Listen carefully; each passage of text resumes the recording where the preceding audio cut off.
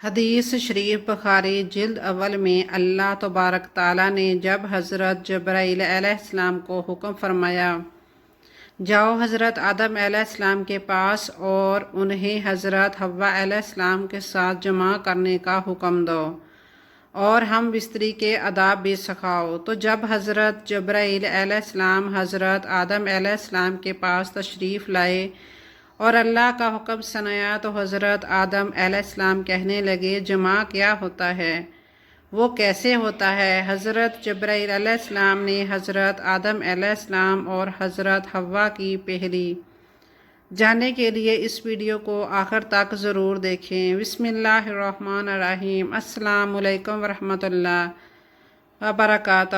حضرت آدم علیہ السلام اور حضرت حوا علیہ السلام سے ہم بستری کرنا کس نے اور کیسے سکھایا تھا؟ حضرت سیدنا امام غزالی رحمۃ اللہ علیہ فرماتے ہیں کہ ہم بستری کرنا جنت کی لذتوں میں سے ایک لذت ہے۔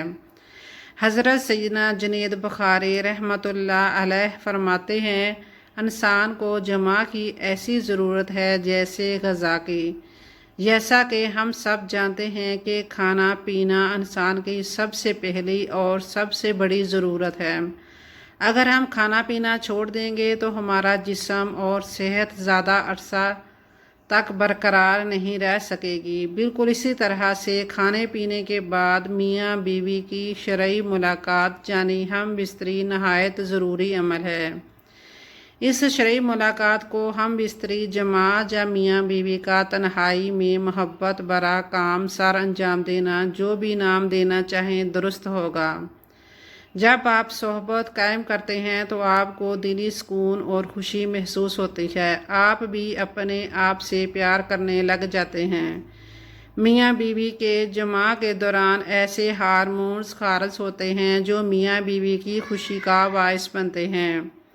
جب میاں بیوی خوش ہوتے ہیں تو اعتماد میں اضافہ ہوتا ہے اور محبت میں اضافہ ہوتا ہے۔ اللہ رب العزت نے حضرت آدم علیہ السلام کے بعد حضرت حوا علیہ السلام کو پیدا فرمایا اور جو نسل انسانی کی تخلیق ہوئی، جس کی ابتدا اللہ جل جلالہ حضرت آدم علیہ السلام کو مٹی سے پیدا فرمانے سے حضرت آدم علیہ السلام کو اللہ رب العالمین نے جنت کے اندر تخلیق فرمایا، اور حضرت آدم علیہ السلام جنت کے اندر اکیلے بشر تھے، جانی انسان تھے جن سے کوئی بھی بشر موجود نہ تھا، جس کے ذریعے سے حضرت آدم علیہ السلام انسیت حاصل کرتے۔ چنانچہ آپ اپنے دل کے اندر سوچا کرتے کاش میرا بھی ہم جنس بشر ہوتا تاکہ میں بھی اس سے انسیت حاصل کرتا۔ اللہ رب العزت خوب جانتے تھے جو کہ حضرت آدم علیہ السلام کے دل کے اندر چل رہا تھا۔ جب حضرت آدم علیہ السلام سو رہے تھے تو ان کے جسم سے حضرت حوا علیہ السلام کو بائیں پسلی سے پیدا فرمایا تھا تاکہ آپ حضرت حوا علیہ السلام سے انسیت حاصل کر سکیں۔ جب حضرت آدم علیہ السلام نیند سے بیدار ہوئے تو آپ نے حضرت حوا علیہ السلام کو اپنے سامنے دیکھا، آپ سے سوال کیا تم کون ہو؟ حضرت حوا علیہ السلام نے جواب دیا کہ میں عورت ہوں۔ پھر حضرت آدم علیہ السلام نے پوچھا اللہ تبارک تعالیٰ نے تجھے کیوں پیدا فرمایا ہے؟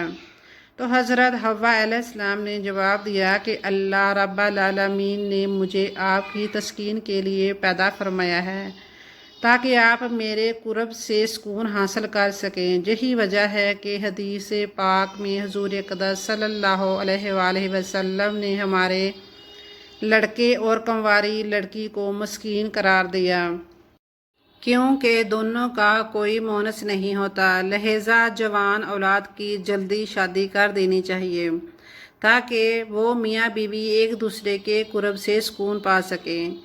بعض روایات میں آتا ہے کہ حضرت آدم اور حضرت حوا علیہ السلام جنت کے اندر خوشی خوشی رہتے تھے اور وہاں پر عیش و آرام کی زندگی گزار رہے تھے، لیکن یہ بات یاد رکھیں کہ اللہ رب العالمین نے جنت میں حضرت حوا علیہ السلام کی تخلیق سے پہلے ہی حضرت آدم علیہ السلام کو ایک درخت کے قریب جانے اور پھل کھانے سے منع فرمایا تھا۔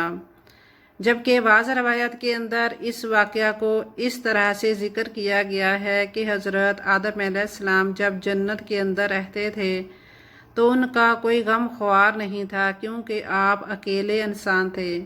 چنانچہ آپ کے دل کے اندر یہ چاہت تھی کہ کاش میری جنت سے کوئی اور بھی ہوتا اور جس سے میں تسکین حاصل کر سکتا۔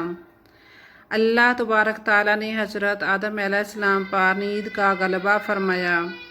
یہ بات یاد رکھیں کہ یہ پہلی نیند تھی جو کہ بنی آدم پر طاری ہوئی۔ چنانچہ اسی نیند کے اندر اللہ تبارک تعالیٰ نے حضرت حوا علیہ السلام کو حضرت آدم علیہ السلام کی بائیں پسلی سے پیدا فرمایا۔ چنانچہ جب حضرت آدم علیہ السلام بیدار ہوئے، آپ نے اپنے سامنے ایک ایسی بشر یعنی عورت کو دیکھا جو کہ آپ سے پہلے بہت زیادہ مشابہت رکھتی تھی اور جن سے بشریت کے اندر بہت زیادہ حسین و جمیل تھی۔ چنانچہ حضرت آدم علیہ السلام نے جیسے ہی حضرت حوا علیہ السلام کو دیکھا تو آپ سب کچھ جان گئے کہ یہ کیوں اور کس وجہ سے پیدا ہوئی ہے اور ان کا نام کیا ہے، کیونکہ اللہ تبارک تعالیٰ نے آپ کو پہلے ہی تمام چیزوں کا علم سکھا دیا تھا۔ پھر اس کے بعد فرشتے حضرت آدم علیہ السلام کے علم کا امتحان لینے کے لیے ان کے پاس آئے اور حضرت آدم علیہ السلام کو سلام کیا، اور حضرت آدم علیہ السلام کو سلام کرنے کے بعد فرشتوں نے پوچھا کہ یہ سامنے تمہارے جو مخلوق موجود ہے یہ کیا چیز ہے؟ حضرت آدم علیہ السلام نے ارشاد فرمایا یہ عورت ہے۔ چنانچہ پھر ان فرشتوں نے دوسرا سوال یہ کیا کہ اس عورت کا نام کیا ہے؟ تو آپ علیہ السلام نے فرمایا کہ اس کا نام حوا ہے، جس پر فرشتوں نے پھر سوال کیا ان کا نام حوا کیوں رکھا گیا ہے؟ حضرت آدم علیہ السلام نے جواب دیا کیونکہ ان کو ایک زندہ انسان سے پیدا فرمایا گیا ہے، اسی وجہ سے ان کا نام حوا علیہ السلام رکھا گیا۔ حضرت ابراہیم نخائی رحمۃ اللہ علیہ روایت کرتے ہیں جب اللہ رب العالمین حضرت آدم علیہ السلام کو پیدا فرمایا تو اللہ تبارک تعالیٰ نے حضرت آدم علیہ السلام کی طرف ایک فرشتے کو بھیجا۔ حضرت آدم علیہ السلام کو جمع یعنی ہم بستری کا حکم دیا تو انہوں نے حضرت حوا علیہ السلام سے ہم بستری کی۔ چنانچہ جب حضرت آدم علیہ السلام جمع سے فارغ ہوئے تو حضرت حوا علیہ السلام نے کہا اے آدم میرے ساتھ اور زیادہ کرو۔ اس حوالے سے اس کی کوئی سند موجود نہیں۔ یہ بعض روایات میں آتا ہے کہ حضرت آدم علیہ السلام کو جنت کا ممنوع پھل کھانے کی وجہ سے زمین پر اتارا تو کافی عرصے تک ایک دوسرے سے جدا رہے۔ چنانچہ حضرت آدم علیہ السلام اللہ رب العالمین کی محبت اور اپنی خطا پر بہت زیادہ گریہ و زاری فرمایا کرتے تھے۔ چنانچہ آپ کے رونے کی شدت کی وجہ سے ایک دن حضرت جبرائیل علیہ السلام نے اللہ تبارک تعالیٰ سے حضرت آدم علیہ السلام کی سفارش کی، جس پر اللہ تبارک تعالیٰ نے حضرت آدم علیہ السلام کے دل کے اندر توبہ کرنے کا طریقہ پیدا فرما دیا۔ میرے پیارے حبیب نبی کریم حضرت محمد مصطفیٰ صلی اللہ علیہ وآلہ وسلم کے وسیلے سے میری بارگاہ کے اندر توبہ کرو تو میں تمہاری توبہ قبول کر لوں گا۔ چنانچہ پھر اسی طرح حضرت آدم علیہ السلام نے اللہ تبارک تعالیٰ کی بارگاہ کے اندر توبہ کی تو اللہ رب العالمین نے ان کی توبہ قبول کرتے ہوئے حضرت جبرائیل علیہ السلام کو خوشخبری سناتے ہوئے فرمایا جاؤ آدم سے کہو تمہاری توبہ قبول ہوئی۔ پھر حضرت جبرائیل علیہ السلام حضرت آدم علیہ السلام کے پاس تشریف لے آئے اور ان کو توبہ کی مقبولیت کی خوشخبری سنائی۔ پھر حضرت آدم علیہ السلام کو لے کر آپ مکہ مکرمہ تشریف لائے اور وہاں کعبۃ اللہ شریف کی حضرت آدم علیہ السلام نے بنیادیں رکھیں اور حجر اسود پتھر کو بھی نصب کیا جو کہ آپ کے ساتھ جنت سے آیا تھا۔ اس کے بعد حضرت آدم علیہ السلام حضرت حوا علیہ السلام سے میدان عرفات کے اندر دونوں کی ملاقات کروائی۔ چنانچہ عرصے کی دوری اور وقت اور دنیا کی تغیرات کی وجہ سے دونوں کے اندر کافی تبدیلیاں آ چکی تھیں۔ اس وجہ سے دونوں ایک دوسرے کو پہچان نہ سکے، جس پر حضرت جبرائیل علیہ السلام نے آپ دونوں کا تعارف کروایا۔ محترم ناظرین، حضرت آدم علیہ السلام اور حضرت حوا علیہ السلام اکٹھے رہنے لگے، لیکن حضرت آدم علیہ السلام کو جنت کے اندر حضرت حوا علیہ السلام سے قربت کرنے سے منع کر دیا گیا تھا، اور نہ ہی کسی قسم کے توالات و تناسل کا سلسلہ شروع ہوا تھا۔ اس لیے حضرت آدم علیہ السلام اور حضرت حوا علیہ السلام سویا کرتے تھے۔ چنانچہ ایک مرتبہ اللہ رب العزت نے حضرت جبرائیل علیہ السلام کو حکم فرمایا کہ جاؤ اور حضرت آدم علیہ السلام کو حکم دو کہ وہ حضرت حوا علیہ السلام سے جمع کریں اور ان کو آداب مباشرت بھی سکھاؤ۔ چنانچہ حضرت جبرائیل علیہ السلام حضرت آدم علیہ السلام کے پاس تشریف لائے اور ان کو اپنی بیوی حضرت حوا علیہ السلام کے قریب ہونے کا حکم دیا اور ان کو آداب مباشرت بھی سکھائے، اور انہیں اس بات کا حکم دیا کہ جہاں سے اٹھ کر حضرت حوا علیہ السلام کے پاس جا کر لیٹے۔ چنانچہ حضرت آدم علیہ السلام نے ایسا ہی کیا، جس کے بعد حضرت آدم علیہ السلام جب واپس آئے تو حضرت جبرائیل علیہ السلام نے پوچھا کہ آپ نے اپنی بیوی کو کیسا پایا؟ تو حضرت آدم علیہ السلام نے ارشاد فرمایا، بہت اچھا پایا۔